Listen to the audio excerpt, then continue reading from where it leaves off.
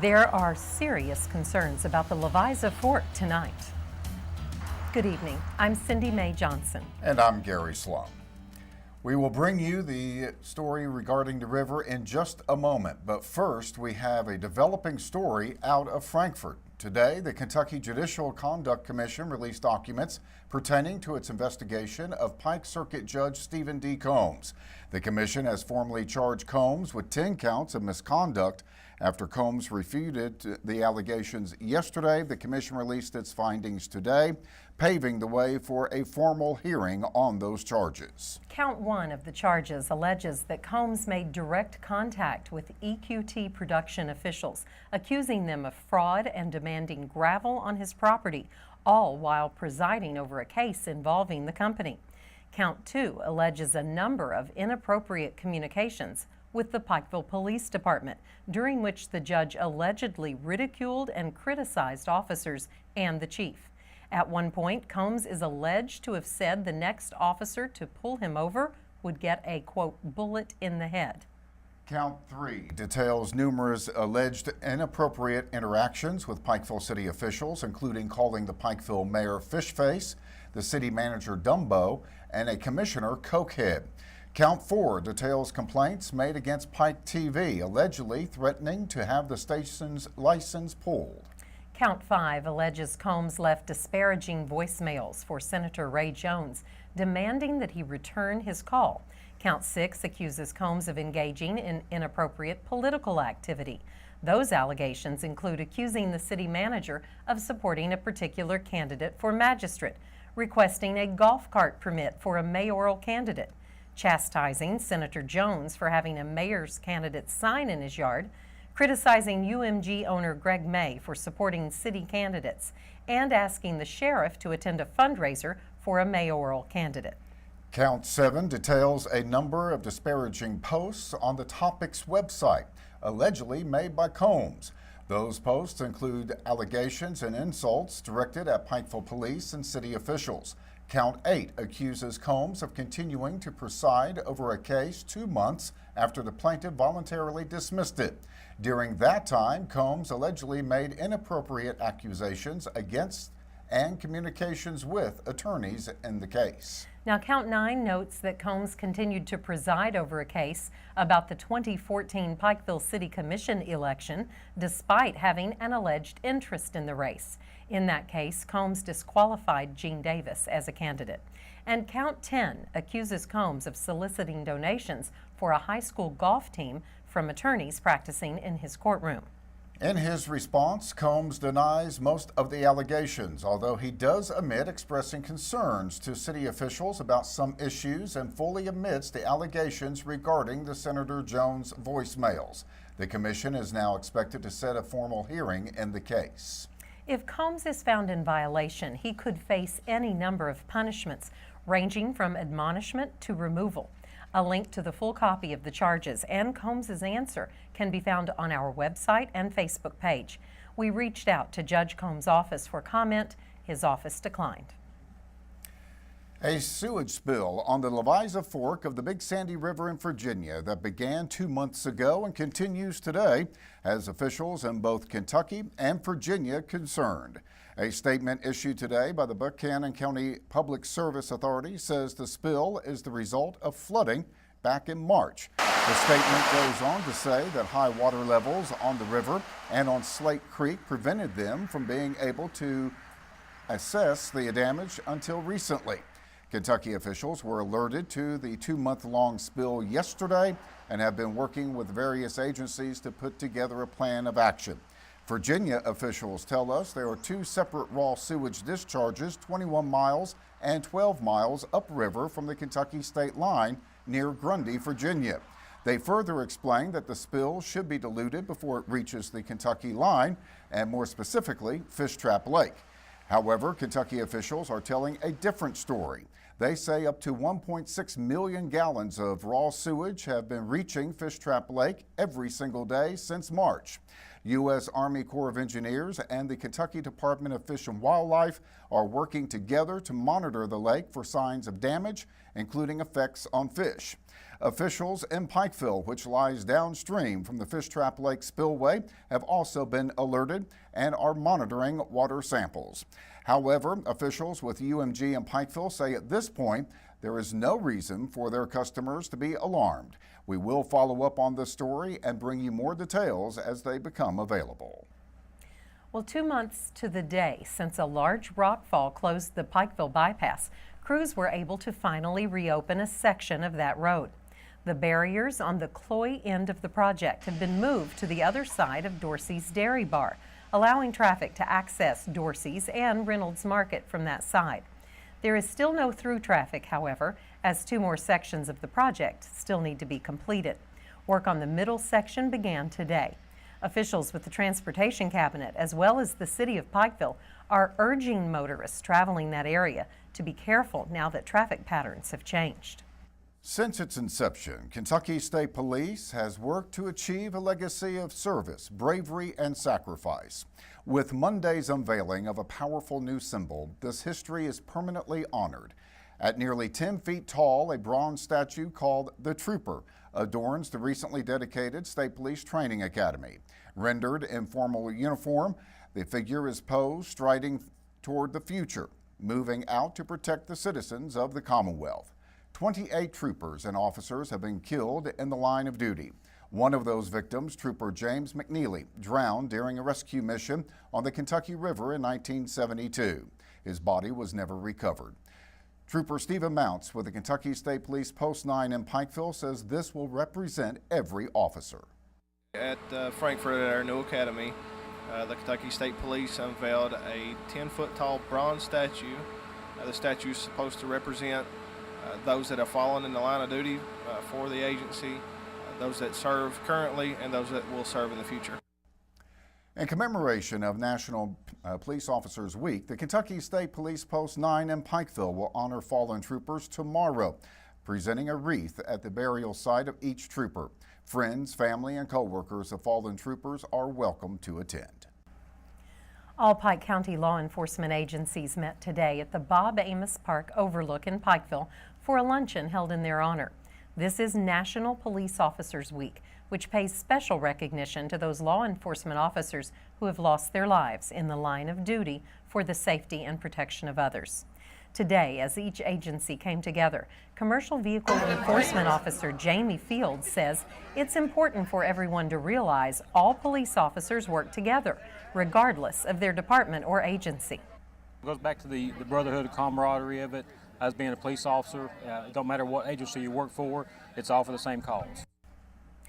In 1962, President Kennedy proclaimed May 15th National Peace Officers Memorial Day.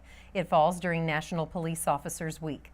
Kentucky State Police Post 9 in Pikeville will be hosting a small memorial parade at the Billy C. Johnson stage just outside the East Kentucky Exposition Center on Main Street in Pikeville on Friday.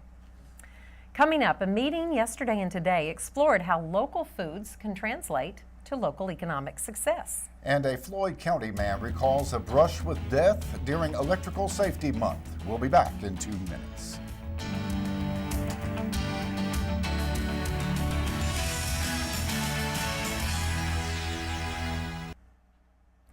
Today is the anniversary of an electrical accident that claimed one life and seriously injured another.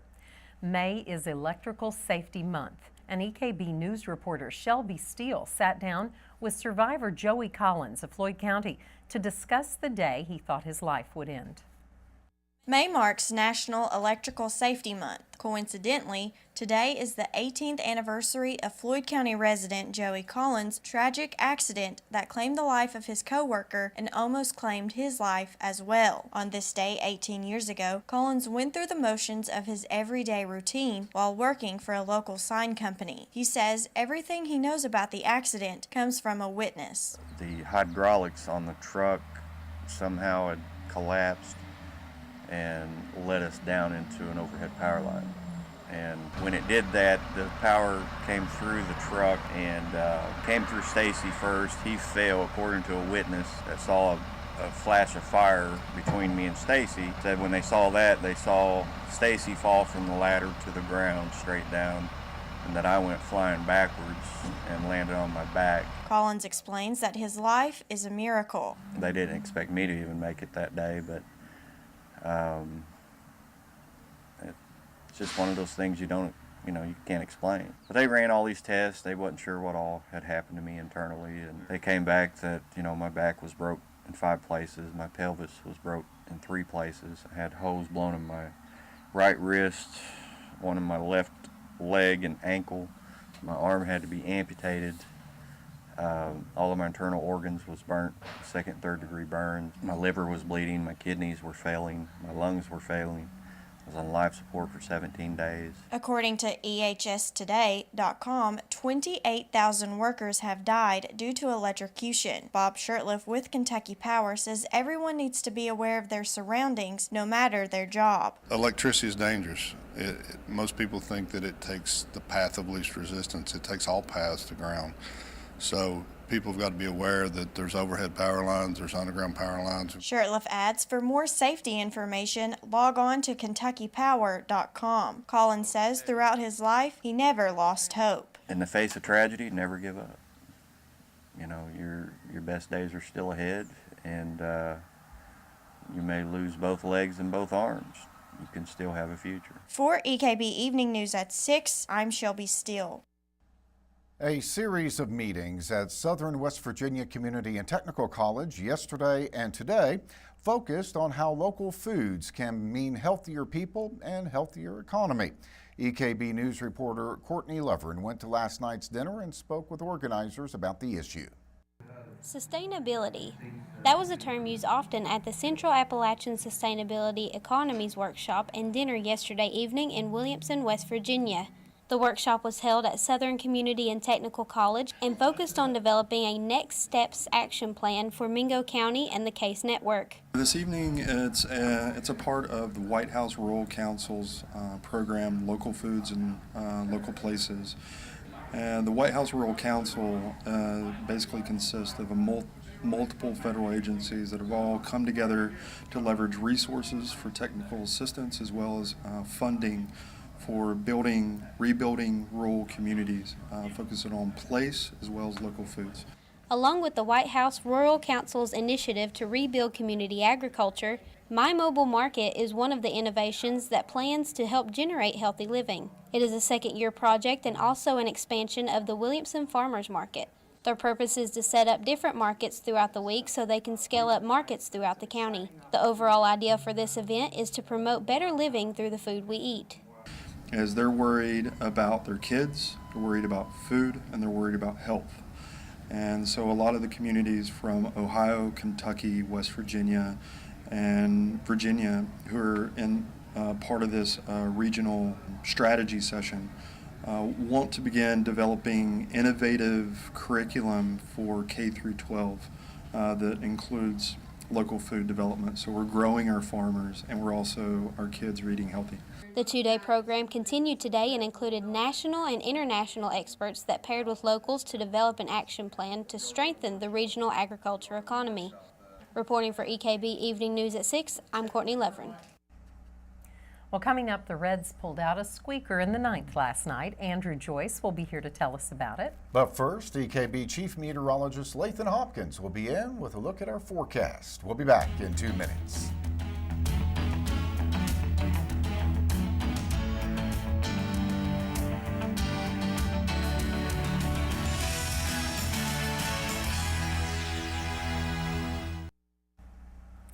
Well, we had a little rain last night, and you said it was needed, so I hope that did some good.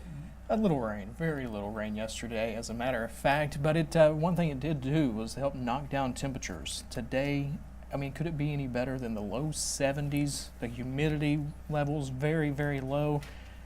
Unfortunately, that will not stick around no longer than, well, today, as a matter of fact. The Doppler radar showing a dry Doppler radar. Loving that. Of course, with a beautiful day across the region, and I will take you outside at a couple of the weather cams. First in Jenkins, if you're traveling on 23 or 119, beautiful 70 degrees, sunny skies. And then at the National Weather Service office in Jackson, within the last hour, hitting 70 degrees, which is their high for today, as a matter of fact. Other temperatures across the region, 72 right now in Pikeville. We have 70 in Prestonsburg and Salyersville, as well as at Jackson, as I mentioned. 68 in Dorton and Wise, 72, I should say, right now in Whitesburg. But the almanac says 69 was the official high for today, but actually, that, like I said, hitting 70 within the last hour. The low 49 overnight last night. A lot of folks woke up last night with temperatures early this morning in the mid and upper 40s. Normally, we should be around 74 and 54. No rain officially at the National Weather Service office in Jackson, but we are still 5.5 inches of rain above average for this time of the year. Sunrise in the morning, 6:22, sunset at 8:31. The days keep getting longer and longer for another month or so, and then we'll start on the decline as far as the daylight goes. All right, satellite and radar composite across the entire state of Kentucky, most of West Virginia, Virginia as well. Hard to find a cloud in the sky. As a matter of fact, you have to look well to the north or to the west. And you see a few clouds moving in from Bowling Green to Evansville. This is actually part of our next storm system that is gathering strength in the middle part of the country. You'll see a lot of cloud cover stretching from Memphis to Oklahoma City to Dallas, all the way toward the U.S. and Canada border. This is our next storm system. Most of the rain will move to the north, but we will notice an increase in cloud cover during the day tomorrow, and eventually, yes, those showers will also be moving in. Here's how everything plays out on the surface map. You'll see there's the rain across parts of Oklahoma and Texas, mainly moving to the north, but as we work our way late tomorrow night into the early morning hours on Friday, as a matter of fact, you'll see some of those showers begin to pop up. Most of us will stay nice and dry through tomorrow night. It is Friday, Saturday, Sunday, and even into Monday when we notice those showers and thunderstorms really start to pick up in intensity. Now, this will be mainly during the afternoon and evening hours like we had a couple weeks ago, but any of those will be slow moving and could put down some locally heavy rainfall. So that's something definitely that we will be watching. As far as the pollen count is concerned, sponsored by Faith Pharmacy, Adams Plaza in Pikeville, 8.3 on Thursday, 10.4 on Friday, and staying in the high to moderate category all the way through the weekend, as a matter of fact, so no relief for those folks suffering from the allergies. Look at this forecast, though. For tomorrow, 82 degrees, mostly sunny skies to start the day, then mostly cloudy for the end of the day. Showers and thunderstorms returning Friday, Saturday, Sunday into Monday, and then early next week, even Tuesday, Wednesday, we're back in the 70s, looking pretty nice as we head into the middle part of next week. You know, plenty of people say 70s is perfect. That's what they long for. I think upper 60s near 70. That's about where I like to keep it. I think the two of us go for a little warmer. Yeah, I think so. Summer people. The Tug Valley Roadrunners Club was on the go this past weekend. It hosted its first run of the summer. EKB News reporter Shelby Steele attended the No Cancer Relay for Life 5K and brings us this report. 3, 2, 1, go! The Tug Valley Roadrunners Club kicked off the summer season Saturday with a No Cancer Relay for Life 5K run and 1 mile walk. The Dr. Seuss themed event began at 9 a.m. at the Armory in West Williamson. This event is important to most, but especially important to those who have fought a battle with cancer. It's a fundraiser for Relay for Life. A good opportunity to raise money for cancer awareness, as I am a cancer survivor, and I think it's a great thing for our community. Thomas Newsom received first place in the 5K. He says this race was close to his heart. We have somebody in my own family battling cancer, and it was really good to represent him. It's great to be here and among the living. The Tug Valley Roadrunners Club began in 2000 but have recently gained a spike in numbers. Alexis Batalzis says most of the runners have now become leaders in the community. Most of the runners in the club have become more like, say, ambassadors to their communities, get the other people to come and join them. And they're still doing it. I mean, there's some here I don't see, but, I'm just happy with what we have here, too. Coordinator Martha Roberts says she's overwhelmed with the response since it was put together so quickly. It's down this year because we didn't decide to do it until 2 weeks ago, so we put it together pretty fast. But we're very thankful for everybody that came out. All proceeds from the event will benefit the American Cancer Society. For EKB Evening News at 6, I'm Shelby Steele. What a great event. Absolutely. Does it inspire you to run? Yes. No, not me. I didn't say how far. Okay. We'll be back with sports in 2 minutes.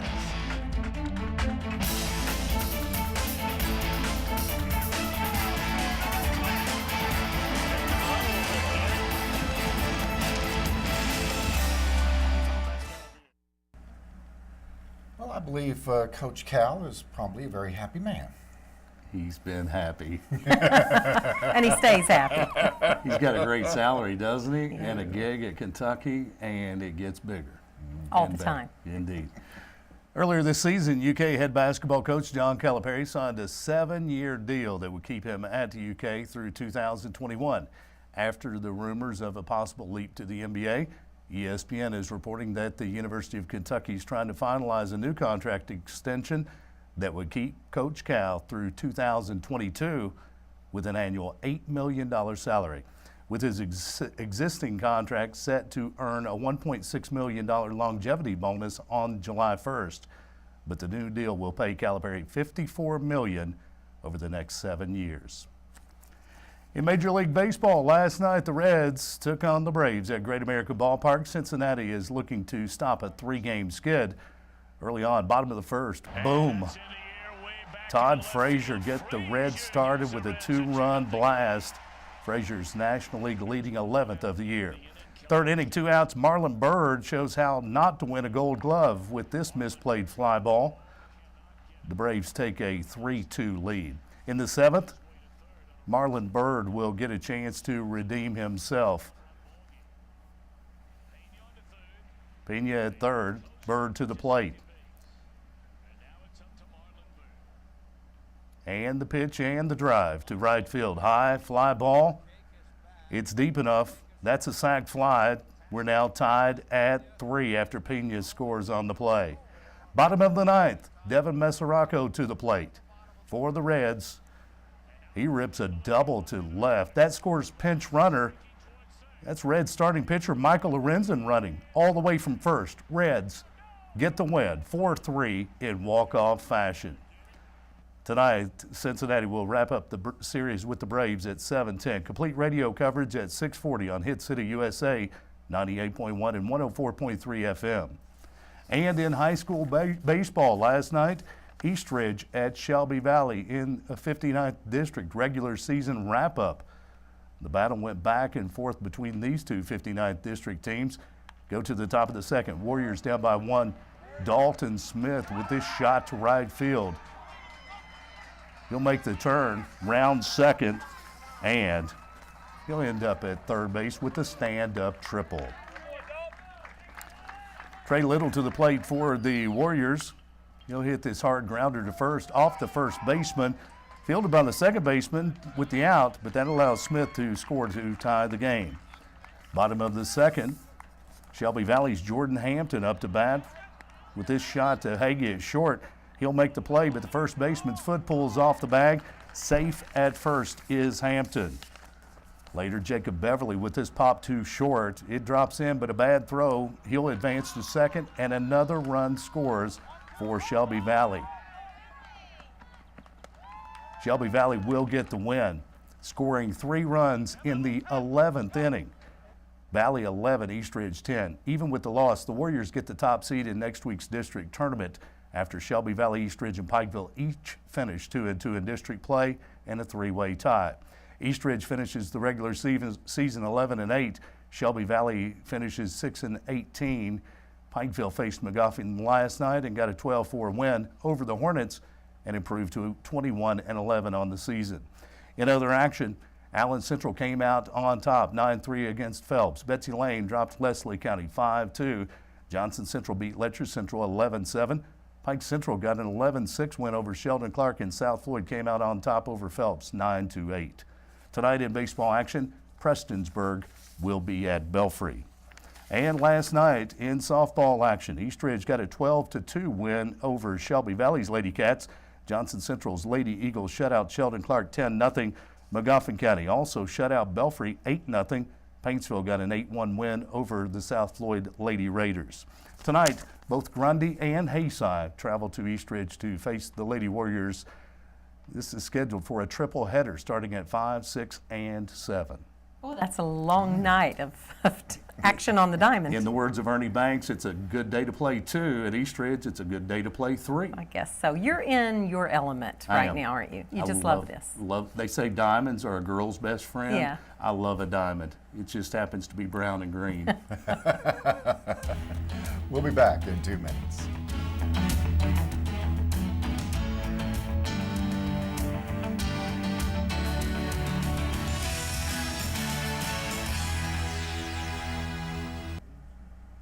Looks like it's going to be a nice evening tonight. And a cool morning tomorrow. Temperatures back in the upper 40s, 47 degrees. By tomorrow, back in the low 80s, 82. Mostly sunny start, but clouds on the increase as showers and thunderstorms return Friday all the way through Monday. Okay. Sounds good. You know, we all kind of go back to different eras for our music. Yes. But I think one of those eras might be right up your alley tonight. I think so. Of course, Full Throttle Video. A brand new edition tonight at 8. I can't wait. Classic rock at its best. It's our kind of stuff. It is. Well, that will do it for tonight's EKB Evening News. Remember, you can get more local news anytime by listening to the radio stations of East Kentucky Broadcasting. You can follow EKB News and EKB TV on Facebook and Twitter. We leave you tonight with a view from high atop Pine Mountain in Letcher County. Good night. Thanks for watching.